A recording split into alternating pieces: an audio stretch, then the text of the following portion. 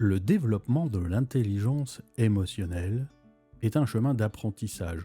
Et comme tout apprentissage, il est inutile de se mettre une pression inappropriée, car chacun doit d'abord voir son propre intérêt à changer, et avec celui-ci ressentir une vraie envie de progresser. Une ouverture d'esprit, qui, entre parenthèses, n'est pas une fracture du crâne, additionnée à une observation de soi approfondie, permettront de renforcer les deux piliers de la performance. La prise de conscience, la responsabilité d'apporter le ou les changements. Nous devons tous gérer des événements difficiles et compliqués au quotidien.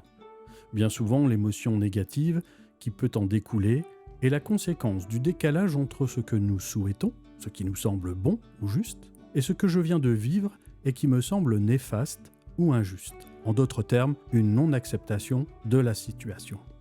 Changer de paradigme, de vision et par la suite de direction émotionnelle émane d'un choix personnel. Il est important de prendre conscience que pour y parvenir, il va nous être nécessaire de changer nos filtres, combattre nos biais cognitifs, nos modes mentaux automatiques. Pour y parvenir, il est nécessaire d'apprendre à développer son intelligence émotionnelle pour éviter les pièges de l'immobilisme et nous empêcher de vivre avec bien-être et performance.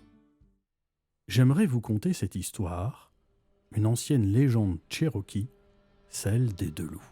Un vieux chef indien, cherokee, recourut à une fable concernant deux loups pour enseigner la vie à son petit-fils. Il commença l'histoire de cette façon. C'est un combat terrible qui se produit entre deux loups.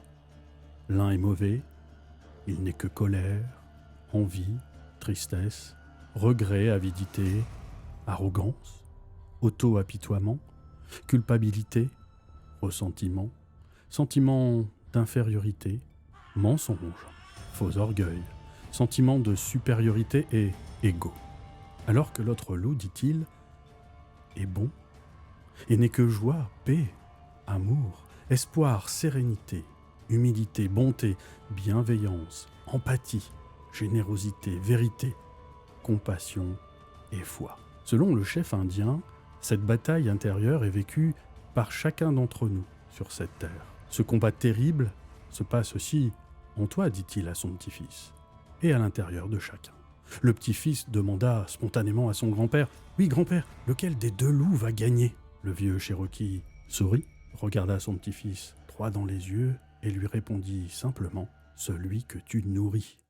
Nourrir le bon loup en basculant vers nos modes mentaux adaptatifs, comme la curiosité, la souplesse, la nuance, la prise de recul, voilà une des clés incontournables pour parvenir à vaincre le mauvais loup et nos interprétations, nos croyances et nos attentes non comblées qui donnent naissance aux pensées négatives.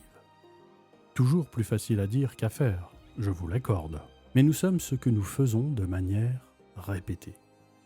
Le bonheur n'est pas chose aisée, il est très difficile de le trouver en nous, mais il est impossible de le trouver ailleurs. Dans ce domaine, il est rare que cela soit inné chez bon nombre d'entre nous. Il est incontournable de l'acquérir, de le travailler au quotidien. D'ailleurs, la seule fois où le mot « succès » devance le mot « travail », c'est dans le dictionnaire. Alors quel loup allons-nous nourrir et quel loup remportera notre prochain combat émotionnel? Eh bien, la réponse est en nous. La réponse est en vous.